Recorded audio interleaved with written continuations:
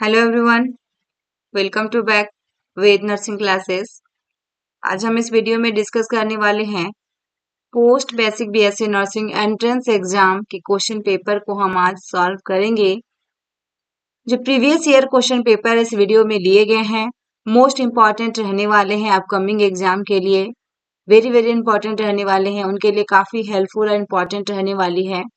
उनको ये इसमें मदद मिलेगी कि प्रीवियस ईयर में कैसा क्वेश्चन लिया गया है, कौन सी टॉपिक से सबसे ज़्यादा क्वेश्चंस लिए गए हैं, आपको यहाँ से हेल्प करेंगी। तो यदि मेरे चैनल को अभी तक सब्सक्राइब नहीं किए हैं, आप फर्स्ट टाइम विजिट कर रहे हैं, तो आप चैनल को सब्सक्राइब कर लीजिएगा, साथ में बेल आइकन प्रेस कर लीजिएगा ताकि आपको नोटिफिकेशन के जरिए डेली ऐसे ही वीडियो मिलती रहे। अभी इसमें post basic BSc nursing entrance exam की, एमएससी नर्सिंग एंट्रेंस एग्जाम की आपकी वीडियो इसमें चैनल पे मिलेंगी। एंड नॉर्सेट के जो प्रिपरेशन कर रहे हैं उनका भी पूरा एम्स के जितने भी प्रीवियस ईयर क्वेश्चन पेपर है सभी इसमें अपलोड कर दी जाएंगी। मैथ, जीके, रीजनिंग से भी रिलेटेड, जनरल अवेयरनेस से रिलेटेड जो क्वेश्चन आते हैं एम्स नॉर्सेट में, तो उनको भी इस चैनल पे अपलोड किए जाएंगे, जो कुछ ही दिन में 2-3 दिन में आपको मिल जाएंगे, अवेलेबल करवा दी जाएंगे। यदि आपको पूरे पीडीएफ फॉर्म में भी चाहिए तो आप टेलीग्राम चैनल पे ज्वाइन कर लीजिएगा। टेलीग्राम चैनल की लिंक आपको डिस्क्रिप्शन बॉक्स में मिल जाएंगी एंड इंस्टाग्राम को भी फॉलो कर लीजिएगा। अगर कुछ और इससे ज्यादा क्वेरी है तो आप व्हाट्सएप पे डायरेक्ट एसएमएस कर सकते हैं, नंबर आपको डिस्क्रिप्शन बॉक्स में मिल जाएंगी। आइए हम स्टार्ट करते हैं। स्टार्ट करने से पहले मैं आप लोग से रिक्वेस्ट करना चाहूंगी, यदि मेरी वीडियो अच्छी लगी तो लाइक जरूर कीजिएगा डियर, एंड आप लोग फ्रेंड सर्कल में जरूर शेयर करें ताकि मुझे थोड़ा सपोर्ट मिले और मोटिवेशन मिले कि मेरे वीडियो जो भी है इस वीडियो को लोग देखना पसंद कर रहे हैं, पोस्ट बेसिक बीएससी नर्सिंग के स्टूडेंट हैं इस चैनल पे, तो और मैं वीडियो अपलोड करने की पूरी कोशिश करूंगी ताकि आपके कमेंट से ही मुझे पता चलता है। किसी ने एक कमेंट की थी किसी स्टूडेंट ने कि मैम पोस्ट बीएससी के नर्सिंग एंट्रेंस एग्जाम की पेपर आप अपलोड कीजिए चैनल पे, तो मैं आज कल ही आया था कमेंट में, आज मैं अपलोड कर रही हूँ। आप लोग इसी तरह कमेंट करते रहिए, आपकी जो भी क्वेरी है या फिर एसएमएस कीजिए व्हाट्सएप पे या फिर टेलीग्राम पे, हम पूरा करने की पूरी कोशिश करेंगे, बट आप लोग को थोड़ा सपोर्ट होना चाहिए। तो आइए हम स्टार्ट करते हैं। फर्स्ट क्वेश्चन जो लिया गया डियर देखिएगा, immunity acquired from DPT, diphtheria, pertussis, tetanus है। Vaccination is an example of, vaccination is an example of, यहाँ पे दिया गया है देखिएगा। तो यहाँ पे क्या लिया गया है, डीपीटी वैक्सीन के बारे में, डीपीटी वैक्सीन के बारे में बताया गया है जो कि डिप्थेरिया परटूसिस वैक्सीन होता है। ये क्या है आपका DPT, diphtheria pertussis vaccine. Immunity acquired from DPT vaccination is an example of, DPT टीकाकरण से प्राप्त प्रतिरक्षा का एक उदाहरण है, प्रतिरक्षा एक उदाहरण है। ऑप्शन सी में आपके पास एक्टिव इम्यूनिटी होगा, सेलुलर इम्यूनिटी होगा, पैसिव इम्यूनिटी होगा या हेयर्ड इम्यूनिटी होगा। यदि डियर एक्टिव इम्यूनिटी और पैसिव इम्यूनिटी के बारे में डिटेल में जानकारी जानना चाहते हैं तो लास्ट डे यानी कि एक दिन पहले वाले वीडियो में अपलोड की हूँ एमएससी नर्सिंग एंट्रेंस एग्जाम, उस वीडियो में पूरा डिटेल में डिस्क्राइब की गई है से आप उस वीडियो को भी एक बार वॉच कर सकते हैं, उससे भी रिलेटेड आपके एग्जाम में क्वेश्चन आ सकता है क्योंकि दोनों आपका एंट्रेंस एग्जाम है। बस इतना ही फर्क है कि एक पोस्ट बेसिक बीएससी एक एमएससी नर्सिंग का है, थोड़ा एमएससी नर्सिंग में थोड़ा डीप क्वेश्चन आते हैं, लेकिन इसके रिलेटेड आप देखना चाहते हैं उसे आप एक बार जरूर देख लें। तो यहाँ पे देखिएगा डीपीटी टीकाकरण से प्राप्त प्रतिरक्षा एक उदाहरण है, तो राइट आंसर इसमें क्या होगा डियर, 4 ऑप्शन दिया गया है। राइट आंसर इसमें जो होगा आपका देखें ऑप्शन सी ये होगा एक्टिव इम्यूनिटी। क्या है आपका active immunity, option C is correct answer.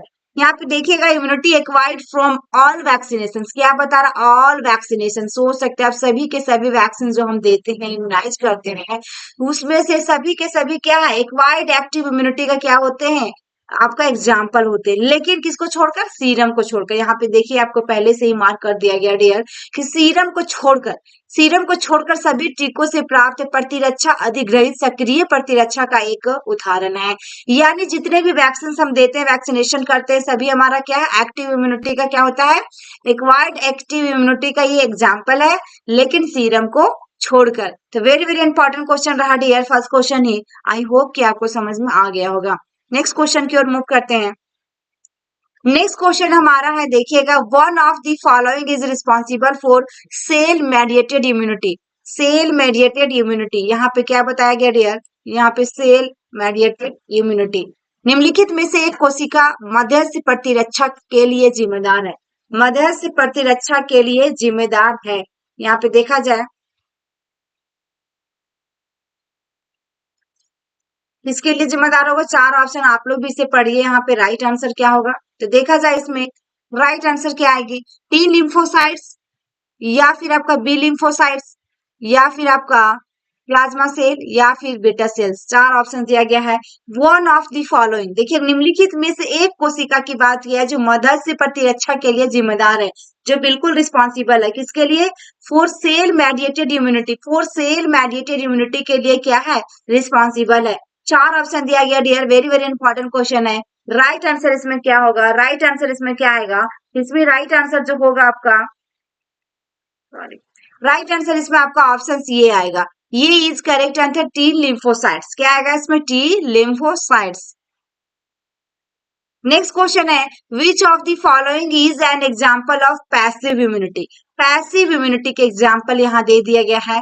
देखिए आपके एग्जाम में जितने भी नर्सिंग से रिलेटेड एंट्रेंस एग्जाम की पेपर आती है, सभी में एक्टिव इम्यूनिटी और आपका एक्टिव और पैसिव से रिलेटेड क्वेश्चन आते ही आते हैं। तो इससे डिटेल आप जरूर उस वीडियो को देखिएगा, आपको एंड स्क्रीन में मिल जाएंगी या फिर आई बटन में भी मिल जाएगा, आप देख लीजिएगा उसे, एक बार वीडियो को जरूर वॉच कर लीजिएगा, लास्ट वीडियो को जो एमएससी नर्सिंग एंट्रेंस एग्जाम जो अपलोड की गई है इस चैनल पे। यहाँ पे देखिए पूछा गया कि following is an example of passive immunity, निम्नलिखित में से कौन सा निष्क्रिय प्रतिरक्षा का उदाहरण है, कौन सा होगा। ऑप्शन सी में आपका क्या है, transfer of antibodies from mothers to baby, exposure of infant to tuberculosis, या प्रोवाइड किया जा रहा टॉक्सोइड टू एन इंडिविजुअल, या फिर providing BCG to an infant. Very very important question है डियर। पैसिव इम्यूनिटी का क्या पूछा, एग्जाम्पल पूछा, यहाँ पे ध्यान दीजिएगा क्वेश्चन में, पैसिव इम्यूनिटी का एग्जाम्पल पूछा है। राइट आंसर इसमें जो रहेगा आपका ऑप्शन सी रहेगा, transfers of antibodies from mother to baby, from mother to baby. Very very important question, option first होगा इसमें right answer, A is correct answer.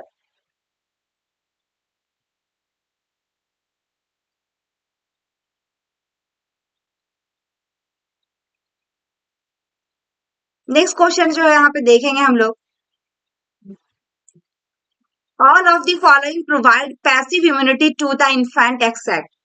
Passive immunity, यहाँ भी क्या पूछा, पैसिव इम्यूनिटी पूछा, लेकिन इन्फेंट के लिए वो भी आपका एक्सेप्ट में पूछा डियर, एक को छोड़कर निम्नलिखित में से सभी शिशु को निष्क्रिय प्रतिरक्षा प्रदान करते हैं, लेकिन किसको, एक को छोड़कर। तो इसमें आपका राइट आंसर क्या होगा, राइट आंसर इसमें क्या आएगा आपका, तो ऑप्शन सी में आपके पास है मैटरनल एंटीबॉडीज, बी में breast milk of mother, C में डेवलपमेंट ऑफ डिजीज, डी में vaccination by transfer of antibodies. Very very important question है, passive immunity to the infant except में पूछा गया है, निम्नलिखित में से सभी शिशु को क्या करेगा, इन्फेंट को निष्क्रिय प्रतिरक्षा प्रदान करेगा, लेकिन एक को छोड़कर। कौन कौन से पैसिव में होगा जो कि आपका इम्यूनिटी देगा बच्चे को, तो राइट आंसर इसमें क्या होगा, प्रदान करेगा। ऑप्शंस कौन कौन से आएंगे, जो तीन ऑप्शंस इसमें होगा, देखिए इसमें ए होगा डियर, बी होगा आपका एंड डी होगा। ये तीनों की तीनों पैसिव इम्यूनिटी प्रोवाइड करेगा, किसमें, इन्फेंट में।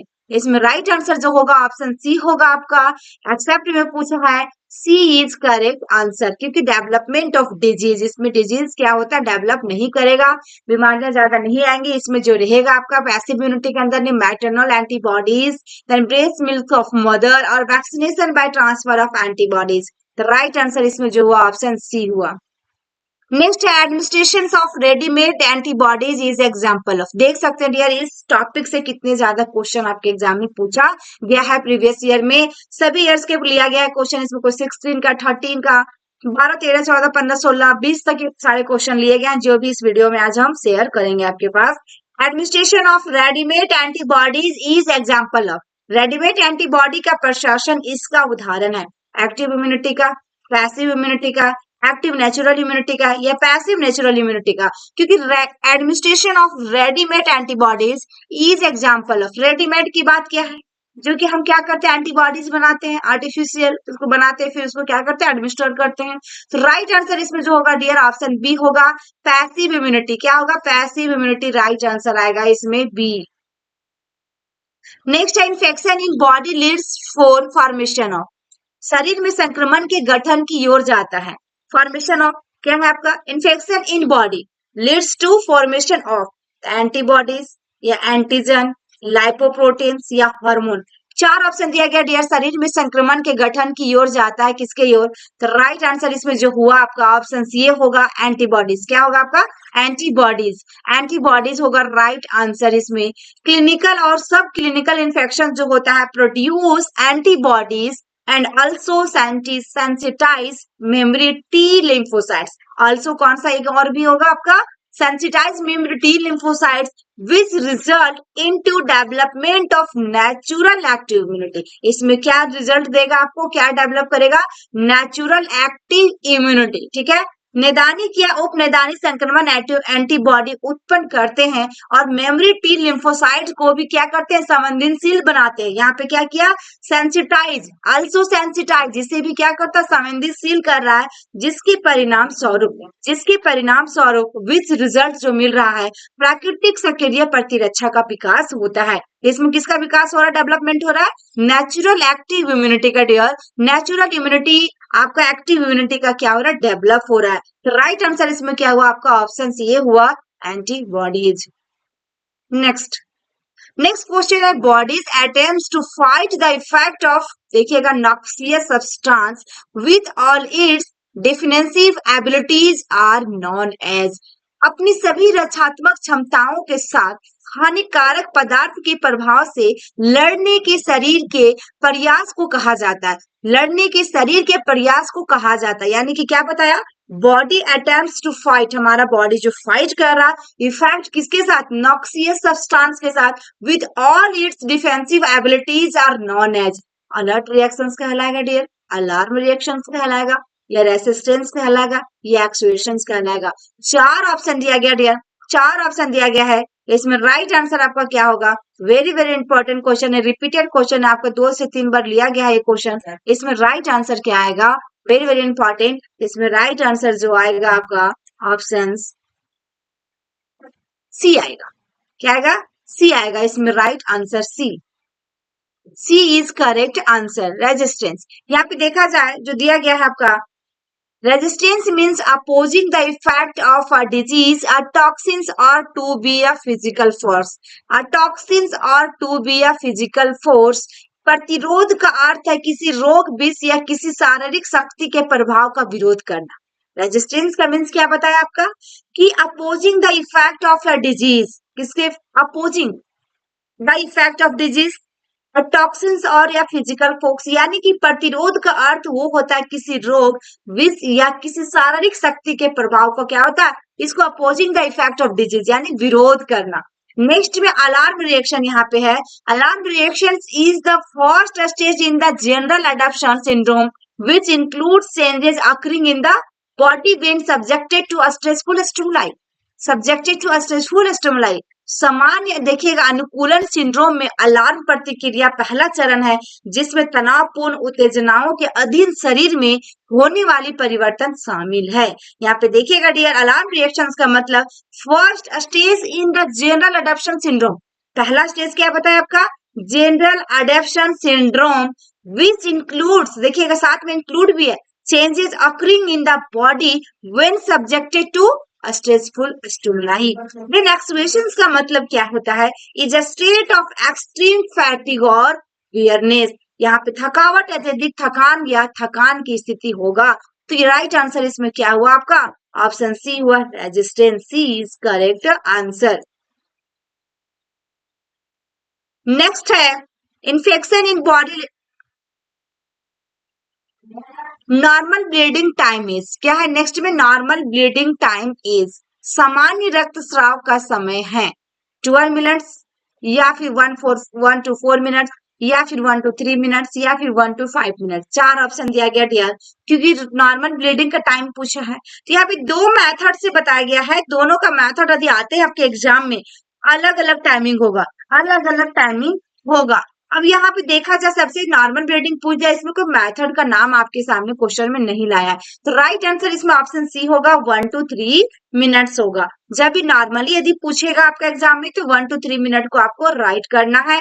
Bleeding time is the time required for blood to stop following from a small wound और पिंक ठीक है।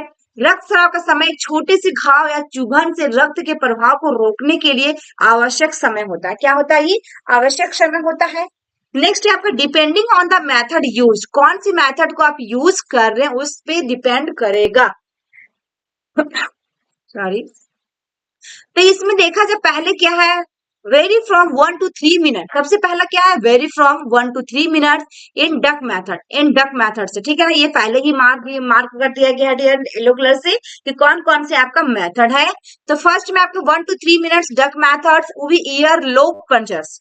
देन आपका 1 to 9 मिनट्स तक जो करेंगे आईवी मेथड से, वो भी आपका 4 आर्म स्किन पंचर्स। देखिए दोनों का पंक्चर्स भी दे दिया गया है।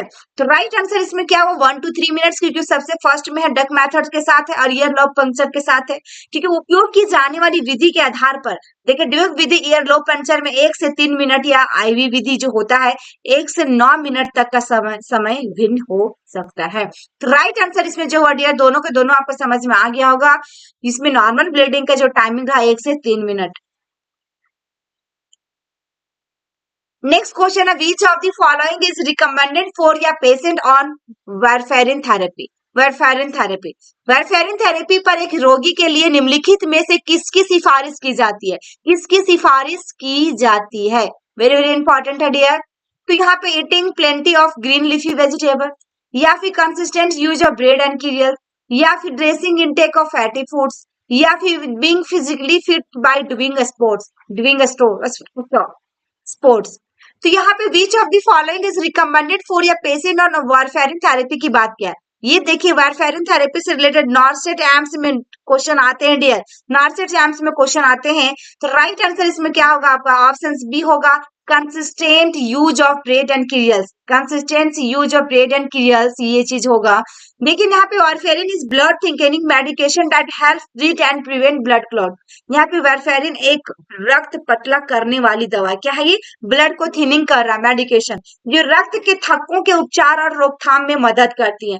जो रक्त के थक्कों का उपचार, यानी कि जो थक्का हो रहा है ब्लड, जो थक्का जमते जा रहा है, ब्लड कोगुलेट होते जा रहा है, उसको क्या करेगा, उसको रोकेगा। अब विटामिन के can decreases warfarin effectiveness, so diet should be less into vitamin के। यहाँ पे विटामिन के वारफेरिन प्रभावशीलता को कम कर सकता है। विटामिन के जो हो रहा है आपका वारफेरिन के प्रभावशील जो इफेक्टिव होगा वारफेरिन इंजेक्शन देने के बाद, उसको प्रभावशीलता को कम कर सकता है। इसलिए आहार में विटामिन के कम होना चाहिए। इसलिए डाइट में आपको क्या है, विटामिन के को बिल्कुल आपको कम कर देना है। यानी कि जो भी विटामिन के से रिलेटेड आहार है, डाइट है, उसको आपको क्या करना है, बिल्कुल भी खाना नहीं है।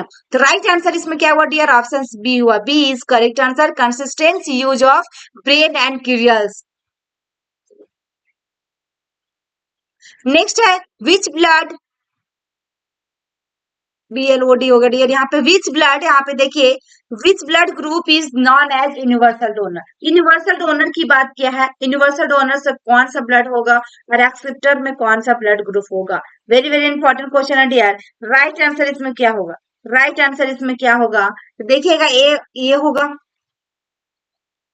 ये होगा, या फिर ए बी होगा, या बी होगा, या ओ होगा। शायद इस क्वेश्चन का आंसर सभी को मालूम होगा पहले से, क्योंकि ये क्वेश्चन रिपीटेड क्वेश्चन है, सभी नर्सिंग ऑफिसर एग्जाम में क्वेश्चन पूछा जाता है। सीएचओ हो, एंट्रेंस एग्जाम हो, आपका स्टाफ नर्स के एग्जाम हो, या फिर आपका नॉर्सेट की हो, एसजीपीजीआई पीजीआई हो, सभी नर्सिंग ऑफिसर एग्जाम में ये क्वेश्चन पूछा जाता है। दोनों जो यूनिवर्सल डोनर और रिसिप्टर ओनर वाला क्वेश्चन पूछा जाता है, रिसिप्टर और यूनिवर्सल वाले क्वेश्चन।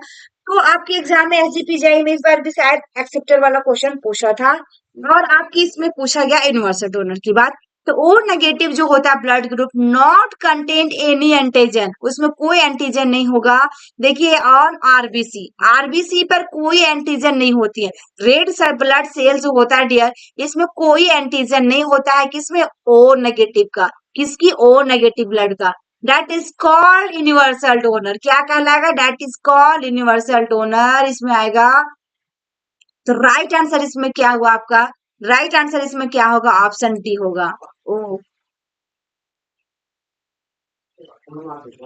नेक्स्ट है, a person with one of the following blood group is consider a universal recipient. देखिए यूनिवर्सल वहां डोनर पूछा था, यूनिवर्सल रिसिप्टेंट पूछ रहा है, ठीक है ना। यहाँ पे रिसिप्टेंट जो ले सकता है। तो यहाँ पे देखा जाए क्वेश्चन क्या है dear, A person with one of the following blood group is considered a universal recipient. निम्नलिखित में से किसी एक रक्त समूह वाले व्यक्ति को एक सार्वभौमिक प्राप्तकर्ता माना जाता है। ए बी को माना जाएगा, या ओ को माना जाएगा, या ए को माना जाएगा, या बी को माना जाएगा। चार ऑप्शन है डियर, वेरी वेरी इंपॉर्टेंट है। यूनिवर्सल डोनर में हमने देखा ओ को माना जाता है, लेकिन हमारा जैसे ही आपका रिसिपिएंट आ जाता है तो ए बी को माना जाता है। किसको माना जाता है? ए बी को। People with A B positive blood group not content any antibodies into plasma. देखिए उसमें क्या था, नॉट कंटेंट, इसमें किसमें? आरबीसी में। याद रखिएगा, ये भी क्वेश्चन पूछा जा सकता है कि कौन सा ब्लड ग्रुप है जिसमें से एंटीबॉडीज उसमें कंटेंट नहीं रहेगा। तो राइट आंसर उसमें क्या था? आरबीसी का, आरबीसी में। और यहाँ पे आपका क्या है कि not contain any antibodies, not contain any antibodies, वो भी किसमें? आपका प्लाज्मा में। किसमें? प्लाज्मा में। तो राइट आंसर इसमें क्या होगा? इसमें राइट आंसर क्या होगा? इसमें ऑप्शन सी ए भी हो गया, ऑप्शन ए। आर कंसीडर या यूनिवर्सल रेसिपिएंट, इसको क्या कहते हैं? हम यूनिवर्सल रेसिपिएंट करते हैं। एक A B positive blood group वाले लोग में प्लाज्मा में कोई एंटीबॉडी नहीं होता है। प्लाज्मा में क्या? कोई एंटीबॉडी नहीं होता है। और उसमें क्या देखे थे हम लोग कि आपका नॉट कंटेन एनी एंटीजन, उसमें क्या देखे थे? Any antigen on RBC. हम लोग फर्स्ट वाले में यूनिवर्सल वाले में देखे थे, डोनर वाले में उसमें एंटीजन नहीं होता है। किसमें? आरबीसी में। आरबीसी में कोई एंटीजन नहीं पाया जाता। और इसमें प्लाज्मा में कोई एंटीबॉडी नहीं पाया जाता डियर, कोई एंटीबॉडी नहीं पाया जाएगा, वो सार्वभौमिक प्राप्तकर्ता माना जाता है। इसलिए for hemolytic reaction recipient antibodies react with donor antigen, react with donors antigen। ये आपकी जो हेमोलाइटिक प्रतिक्रिया प्राप्तकर्ताओं के लिए एंटीबॉडी दाता के प्रतिरजन के साथ प्रतिक्रिया करते हैं। यहाँ पे क्या हुआ आपका? A B positive right answer आया। आई होप कि आज के बाद आप लोगों को समझ में आ जाएगा, कभी भी कंफ्यूजन नहीं होगा आपके एग्जाम में आएंगे तो। क्योंकि ए बी में आपका क्या होगा? प्लाज्मा में कोई एंटीबॉडी नहीं होता, और उसमें क्या था आपका? आरबीसी में कोई एंटीजन नहीं होगा। ठीक है ना? दोनों में सिर्फ यही फर्क आपको याद रखना है। Next, the condition directly related to bone marrow suppression is, bone marrow suppression is, ठीक है? तो the condition directly related to bone marrow suppression is anaemia होगा। देखिए राइट आंसर पहले से हो गया डियर, यहाँ पे आपका ऑप्शन क्या हुआ? Option C is correct answer, aplastic anaemia. Immune system से भी रिलेटेड पूछता है इम्यून वाले, तो इसमें अप्लास्टिक एनीमिया होगा, उसमें अप्लास्टिक एनीमिया। देखिए the condition directly related to bone marrow suppression is, वही है इम्यून। तो अस्थि मज्जा दमन से सीधे संबंधित स्थिति कौन सा? अप्लास्टिक एनीमिया होगा। तो राइट आंसर इसमें ऑप्शन सी हुआ। Next, a patient having sickle cell crisis is admitted to emergency ward with complaint of pain. Which of these suit the nurse institute? Nurse institute, यहाँ पे देखा जाए dear question में क्या पूछा गया है आपका। देखिए कि सिकल सेल संकट वाले रोगी को दर्द की शिकायत के साथ आपातकालीन वार्ड में भर्ती कराया जाता है। इनमें से किस संस्थान में नर्स करना चाहिए? किस संस्थान में नर्स को करना चाहिए? किस संस्थान में? यानी कि यहाँ पे पूछा है which of these suit the nurse institute. क्या कंप्लेन लेकर आया आपके पास? सिकल सेल क्राइसिस, और एडमिटेड कहाँ पे? इमरजेंसी वार्ड में। और साथ में क्या हो रहा है? उसको पेन हो रहा है। साथ में क्या हो रहा है? उसको पेन हो रही है। ठीक है ना? तो ये आपका राइट आंसर इसमें क्या होगा? देखिए साथ में पेन हो रहा है पेशेंट को, और यहाँ पे सिकल सेल क्राइसिस है। तो ऑप्शन सी में administer analgesics as per order, B में assist the patient to walk, C में elevated foot end of bed, and D में provide nasal oxygen therapy. D में आपके पास क्या है? Provide oxygen, nasal oxygen therapy. चार ऑप्शन दिया गया डियर, चार ऑप्शन दिया गया। वेरी वेरी इंपॉर्टेंट क्वेश्चन है। राइट आंसर इसमें क्या होगा? राइट आंसर इसमें क्या होगा आपका? तो राइट आंसर आप लोग कर सकते हैं इसमें राइट जो होगा आपका ऑप्शन डी आएगा, प्रोवाइड नेजल ऑक्सीजन थेरेपी। क्योंकि यहाँ पे इमरजेंसी वार्ड में है और सिकल सेल क्राइसिस से है, sickle cell crisis admitted to emergency ward with complain of pain कर रहा है, तो ऑप्शन डी होगा। इसमें क्या करना? नेजल ऑक्सीजन थेरेपी आपको देना स्टार्ट करना पड़ेगा। नेक्स्ट है the test done to detect haemolytic anaemia in newborn is. Haemolytic anaemia से रिलेटेड पूछा गया। हेमोलाइटिक एनीमिया इन न्यूबॉर्न, नवजात शिशु में हेमोलाइटिक एनीमिया का पता लगाने के लिए किया जाने वाला परीक्षण है डायरेक्ट कॉम्बो टेस्ट, या प्लेटलेट कौन, इनडायरेक्ट कॉम्बो टेस्ट, या ब्लड कल्चर। चार ऑप्शन दिया गया डियर, चार ऑप्शन दिया गया है। इसमें राइट आंसर क्या होगा? इसमें राइट आंसर जो होगा आपका देखा जाए ऑप्शन सी होगा, डायरेक्ट कॉम्बोस टेस्ट। यहाँ पे two types of Coombs, anti globulin test used in immune haematology 2 types का आपका कॉम्बो टेस्ट किया जाता है, जिसमें डायरेक्ट कॉम्बो टेस्ट और इनडायरेक्ट कॉम्बो टेस्ट। ठीक है, डायरेक्ट कॉम्बो टेस्ट में आपका डायरेक्ट एंटीजन देखिएगा ग्लोबुलिन टेस्ट होता है, और इनडायरेक्ट में इनडायरेक्ट एंटीग्लोबुलिन टेस्ट होगा। इसमें use to detect if antibodies have bound to RBC surface antigen in vivo. यहाँ पे डायरेक्ट कॉम्बो टेस्ट का जो का उपयोग पता लगाने के लिए किया जाता है कि एंटीबॉडी विवो में आरबीसी सतह एंटीजन से बंधे हैं या नहीं, क्योंकि यहाँ पे वही चीज दिया गया है कि if antibodies have bound to RBC surface antigen in vivo, इसके लिए देन इसके एग्जांपल जो है disease that given positive direct comb test are hemolytic disease of newborn और erythroblastosis यहाँ पे fetalis RH and ABO incompatibility sorry, यहाँ पे प्रत्यक्ष कंबस प्रतिशत सकारात्मक देने वाले रोग के उदाहरण नवजात शिशु या एरिथ्रोब्लास्टोसिस, यहाँ पे फिटेलिस RH और ABO असंगति के रक्त लाइव रोग है। यहाँ पे क्या है आपका कि डायरेक्ट कॉम्बो टेस्ट है हिमोलाइटिक डिजीज ऑफ न्यूबॉर्न के लिए और erythroblastosis fetalis RH and ABO incompatibility होगा। इसके एग्जांपल में ये दिया गया डायरेक्ट कॉम्बो टेस्ट में। इनडायरेक्ट कॉम्बो टेस्ट की बात किया जाए हम लोग तो use to detect in vivo antibody antigen reactions का, किसके लिए यूज किया जाता है, इसका इस्तेमाल किया जाता है एंटीबॉडी एंटीजन रिएक्शंस का पता लगाने के लिए इसको मतलब कि यूज किया जाता है इनडायरेक्ट कॉम्बो टेस्ट का। ये antenatal period is use to screen pregnant women for antibodies that में causes haemolytic disease of the newborn. प्रसवपूर्व अवधि में इसका उपयोग गर्भवती महिलाओं को एंटीबॉडी के लिए स्क्रीनिंग करने के लिए किया जाता है जो नवजात शिशु के हेमोलाइटिक रोग के कारण हो सकता है।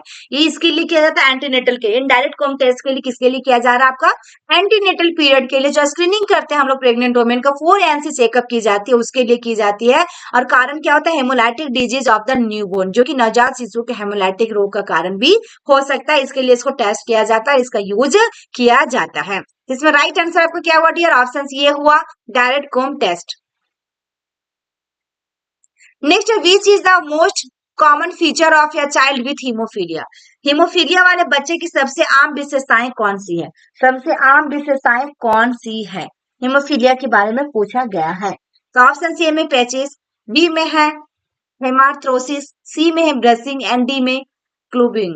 तो 4 ऑप्शन दिया गया, राइट आंसर इसमें क्या होगा डियर, ऑप्शन इसमें जो होगा आपका सी होगा ब्रशिंग, यहाँ पे C is correct answer. Clinical manifestation of the haemophilia और abnormal bleeding after trauma. Trauma के बाद हीमोफीलिया में थोड़ा सा इंजरी वगैरह होता है तो क्या होता है बहुत ही ज्यादा एक्सेसिव ब्लीडिंग होने लगता है। तो ये चीजें abnormal bleeding after trauma, trauma के बाद एबनॉर्मल ब्लीडिंग हो रहा है लाइक जैसे एपिस्टैक्सिस, टेंडेंसी ऑफ ब्रेसिस, यहाँ पे देखिए यही ब्रेसिंग होगा राइट आंसर। एंड आपका मोस्ट कॉमन जो देखा जाए, जो मोस्ट कॉमन इसमें पूछेगा हीमोफीलिया में डियर फीचर ऑफ या फिर हीमोफीलिया का मोस्ट कॉमन ब्लीडिंग पूछेगा कहाँ होता है, तो ज्वाइंट ब्लीडिंग होता है, जिसको हम लोग क्या कहते हैं हेमार्थ्रोसिस कहते हैं। हेमार्थ्रोसिस कहेंगे जो आपका ऑप्शन में किसका बी में है। मोस्ट कॉमन फीचर पूछा है यहाँ पे, इसलिए फीचर में क्या आया ब्रेसिंग आया। और आपका मोस्ट कॉमन यदि ब्लीडिंग पूछेगा कहाँ होता है बॉडी के किस पार्ट्स में, तो ज्वाइंट ब्लीडिंग होता है, ज्वाइंट में होता है, जिसको हम लोग हेमार्थ्रोसिस कहते हैं। हेमोफीलिया की निदानिक देखिए अभिव्यक्तियां एपिस्टैक्सिस जैसे आघात के बाद असामान्य रक्तस्राव, आसानी से चोट लगने की प्रवृत्ति सबसे आम है, लेकिन और संयुक्त रक्तस्राव में हेमथ्रोसिस है, जिसमें से आपका मोस्ट कॉमन है। यदि आपका इजिली में पूछेगा जो कि लाइक एपिस्टैक्सिस है टेंडेंसी टू ब्रेसिस इजिली, ये बिल्कुल ही आम बात है जो कि मोस्ट कॉमन देखने को फीचर मिलता है। तो राइट आंसर इसमें जो हुआ आपका ऑप्शन सी हुआ bruising. Next, a definitive diagnostic test for a leukaemic is, for a leukaemic is, इसमें आपका राइट आंसर क्या होगा, इसमें आपका राइट आंसर क्या होगा। तो 4 ऑप्शन दिया गया, लिकोसाइट काउंट, ठीक है, फिर आपका इसमें क्या है स्पाइनल टैप, फिर आपका सी ऑप्शन में क्या है बोन मैरो एस्पायरेशन, फिर डी ऑप्शन में आपके पास क्या है lymph node biopsy, lymph node biopsy, ठीक है। तो a definitive diagnostic test for a leukaemic as, leukaemia के लिए एक निश्चित निदान परीक्षण है, क्या होगा ल्यूकेमिया के लिए बताया गया है, तो कौन सा टेस्ट किया जाएगा। तो यहाँ पे राइट आंसर जो होगा आपका ऑप्शन सी होगा bone marrow test, C is correct answer, bone marrow test होगा इसमें राइट। नेक्स्ट क्वेश्चन है कॉर्टिकोस्टेरॉइड ड्रग सप्रेशर्स, कॉर्टिकोस्टेरॉइड दवाएं दबा देती है किसको? सिम्पैथिक रिस्पॉन्स, पेन रिसेप्टर या इम्यून रिस्पॉन्स को या नेचुरल न्यूरल ट्रांसमिशन को या न्यूरल ट्रांसमिशन को, क्योंकि यहाँ पे कॉर्टिकोस्टेरॉइड ड्रग की बात किया है। तो राइट आंसर इसमें ऑप्शन सी होगा immune response, immune response. Next है, next question, which of these behaviors can be given to a child with leukemia if nausea occurs? if nausea occurs, तो orange juice देंगे, Wick T, plain water या फिर carbonated behaviours. Leukaemia से पीड़ित बच्चों को मतली होने पर इनमें से कौन सा पेय दिया जा सकता है? क्योंकि यहाँ पे ल्यूकेमिया वाले बच्चे हैं, कैंसर ब्लीडिंग हो रहा है बच्चे को। इफ नोजिया, क्या हो रहा है उसको? मतली जैसा लग रहा है, बार बार नोजिया वोमिटिंग जैसा। तो राइट आंसर इसमें जो होगा ऑप्शन सी होगा, प्लेन वाटर आपको क्या करना है? देना है, प्लेन वाटर देना है। नेक्स्ट है, अ child with leukaemia having nausea should be offered. Leukaemia वाले बच्चे को मतली की पेशकश की जानी चाहिए। क्या है? Leukaemia having nausea should be offered. तो कोल्ड क्लियर फ्रूट दे सकते हैं, वार्म क्लियर फ्रूट दे सकते हैं, लो प्रोटीन डाइट दे सकते हैं, लो कैलोरी डाइट दे सकते हैं। तो इसमें 4 ऑप्शन दिया गया डियर। राइट आंसर इसमें क्या होगा? राइट आंसर इसमें क्या होगा? तो ऑप्शन ये होगा, कोल्ड क्लियर फ्रूट देना है। Leukaemia patient should provide a small frequent meal दिया जाता है with high calorie, high protein and high carbohydrate that requires little chewing like cold clear foods। यहाँ पे ल्यूकेमिया की रोगी को उच्च कैलोरी, उच्च प्रोटीन और उच्च कार्बोहाइड्रेट के साथ थोड़ा थोड़ा बार बार भोजन देना चाहिए। थोड़ा थोड़ा क्या है? बार बार भोजन देना चाहिए, जिसे ठंडे साफ तरल पदार्थ की तरह थोड़ा चबाने की आवश्यकता होती है, थोड़ा चबाने की आवश्यकता होती है, जो कि यहाँ पे दे दिया गया है कि requires little chewing like cold clear fluid, like cold clear fluid. इसलिए राइट आंसर जो हुआ इसमें डियर ऑप्शन ये होगा करेक्ट आंसर। नेक्स्ट है, which of the following is a safe game for a child with haemophilia. Safe game पूछा है dear, for a child with haemophilia, बच्चा को क्या हीमोफीलिया की प्रॉब्लम है। निम्नलिखित में से कौन सा हीमोफीलिया वाले बच्चे के लिए एक सुरक्षित खेल होगा? तो देखिए, सोशर होगा या बास्केटबॉल होगा या स्विमिंग होगा या फिर हॉकी होगा। क्योंकि यहाँ पे हीमोफीलिया में क्या होता है, थोड़ा सा भी चोट वगैरह लगेगा तो बहुत ही ज्यादा ब्लीडिंग होने लगेगा। तो राइट आंसर इसमें क्या होगा डियर? ऑप्शन सी होगा, स्विमिंग। क्योंकि यहाँ पे into haemophilia advise to avoid contact sport activity like जैसे बास्केटबॉल, हॉकी, ये सब को इसको क्या किया जाता है? बिल्कुल ही अवॉइड कर दिया जाता है। क्या कर दिया जाता है?